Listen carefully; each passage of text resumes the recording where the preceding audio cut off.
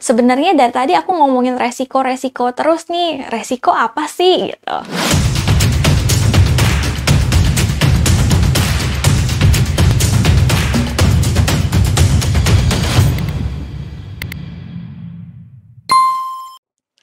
Halo teman-teman, perkenalkan nama aku Evi. Dan hari ini kita akan ngobrolin soal asuransi. Asuransi penting atau enggak nih? Nah, sebelum kita putusin penting atau enggak, ada baiknya kita pelajari dulu nih teman-teman. Asuransi itu apa sih? Kita mulai dari pengertiannya dulu ya teman-teman.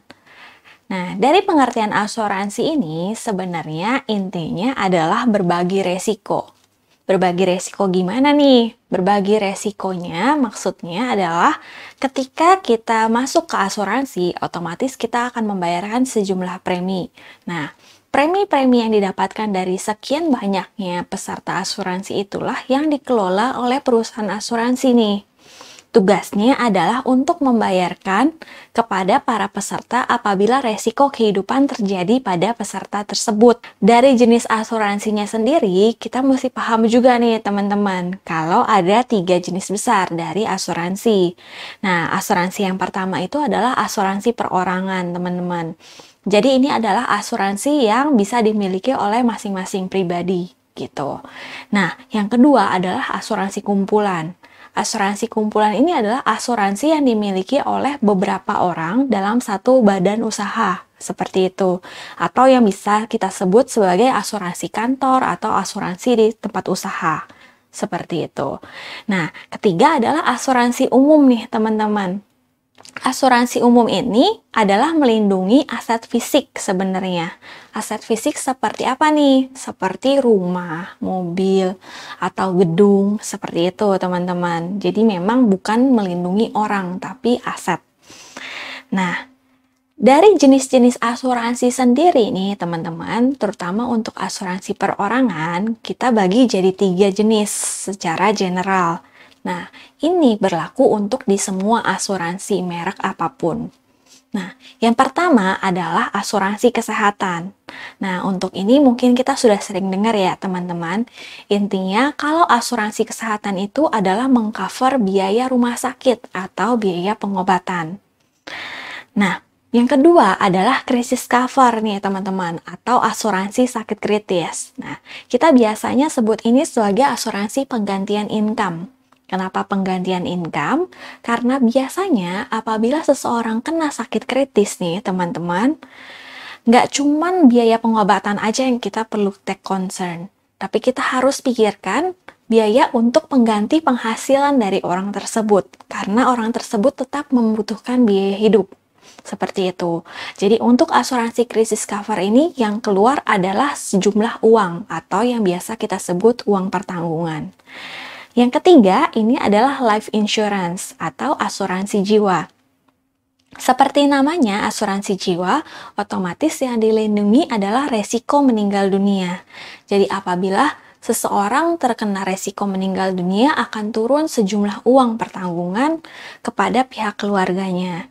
Nah, asuransi jiwa ini kita bisa sebut sebagai penambah aset atau warisan juga sih teman-teman. Dari jenis-jenis asuransi tersebut nih, kita mesti sesuaikan dengan yang namanya resiko-resiko kehidupan yang kita miliki, teman-teman. Tentunya sesuaikan dengan budget dan keperluan kita. Kita bahas dari siklus hidup nih, teman-teman. Nah, untuk siklus hidup, semua orang sama. Karena kita semua manusia yang normal istilahnya. Nah, siklus hidup ini nih, aku bagi jadi 4. Pertama dari lahir, dewasa, tua, sampai meninggal. Nah, dari lahir sampai usia dewasa, istilahnya sampai usia pendidikan, nah itu sebenarnya resiko ditanggung oleh orang tua kita, benar gak teman-teman? Kenapa dari orang tua kita? Karena kita belum bisa memiliki penghasilan sendiri atau belum bisa bekerja. Otomatis resiko kita untuk pendidikan, resiko kesehatan kita, seluruhnya akan ditanggung oleh orang tua kita. Nah, selanjutnya, ketika kita sudah berusia dewasa nih, kita sudah mulai berkarir, berkeluarga, istilahnya sudah mulai punya income, kita mulai menanggung resiko yang lebih. Resiko terhadap diri kita juga resiko terhadap keluarga kita. keluarga yang kita tanggung nih, teman-teman. Sebenarnya dari tadi aku ngomongin resiko-resiko terus nih, resiko apa sih gitu.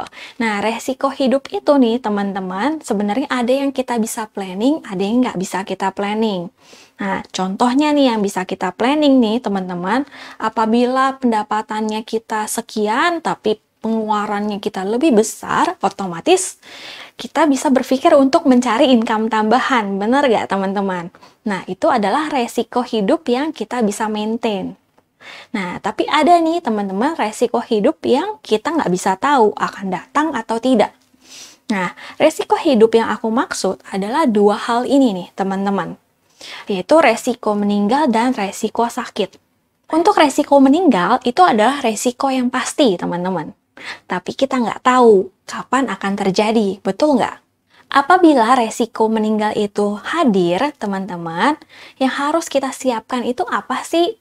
Yang harus kita siapkan adalah seluruh biaya terkait dengan tanggungan kita. Benar nggak teman-teman? Jadi kalau punya anak, berarti biaya pendidikannya anak seperti apa, lalu biaya untuk istri, untuk suami seperti apa, untuk orang tua kita seperti apa. Nah, itulah yang harus kita prepare nih teman-teman sejak dini. Nah, apalagi resiko sakit ya teman-teman. Ini kan sudah lumrah sekali terjadi istilahnya. Kalau sakit yang hanya batuk pilek mungkin tidak terlalu masalah. Tapi kalau udah sakit berat, nah itulah yang menjadi masalah teman-teman. Dan repotnya nih, kita nggak bisa tahu ini akan terjadi atau enggak. Nah, itulah teman-teman kegunaan dari si asuransi. Jadi dengan kita memiliki asuransi, teman-teman, kita bisa mengalihkan resiko-resiko ini kepada perusahaan asuransi. Tujuannya adalah ketika kita terkena resiko, perusahaan asuransi bisa membackup keuangan kita. Seperti itu, supaya kita tidak perlu merepotkan keluarga kita. Nah, aku kasih contoh nih, teman-teman. Contoh ada Bapak X. Si Bapak X ini memiliki seorang istri dan 2 orang anak. Dia juga menanggung kehidupan dari orang tuanya nih. Menurut teman-teman, apakah ada jaminan nih untuk si Bapak X ini tidak akan terkena resiko yang tadi kita sebutkan? Nah, bisa dipikirkan ya teman-teman atau dibayangkan nih apabila Bapak X tiba-tiba sakit atau Bapak X tiba-tiba meninggal dan tidak bisa memiliki income lagi untuk keluarga, apa nih yang akan terjadi kepada orang tua Bapak X dan juga keluarga kecil dia? Nah, otomatis seluruh keluarga tersebut akan terdampak nih dengan tidak adanya Bapak X atau dengan sakitnya Bapak X. Nah, itulah kegunaan asuransi. Si Bapak X ini harus memiliki proteksi yang lengkap untuk diri dia. Jadi, Bapak X harus mengalihkan resiko-resiko yang mungkin akan terjadi di Bapak X dengan cara memiliki proteksi yang tepat untuk si Bapak X dan keluarga. Nah, teman-teman bisa pikirkan kembali nih, kalau untuk saya, sebenarnya mungkin nggak ya akan terkena resiko-resiko yang tadi aku sebutin gitu. Nah, kalau memang resiko-resiko itu akan bisa terjadi kepada seluruh orang yang ada di muka bumi ini, kita harus prepare dulu nih teman-teman. Prepare-nya bagaimana? Prepare-nya adalah dengan cara mengalihkan sedikit penghasilan kita untuk memiliki proteksi. Nggak perlu yang banyak, tapi yang penting kita punya proteksi yang cukup teman-teman. Buat teman-teman yang pengen tahu nih proteksi apa sih yang sebenarnya wajib aku miliki atau seberapa besar sih sebenarnya proteksi yang seharusnya aku punya nih dari sekarang selagi muda. Nah, teman-teman bisa baca di kolom deskripsi dan bisa langsung kontak untuk tim kita. Nanti tim kita akan bantu teman-teman untuk free consultations terkait dengan asuransi yang tepat buat teman-teman.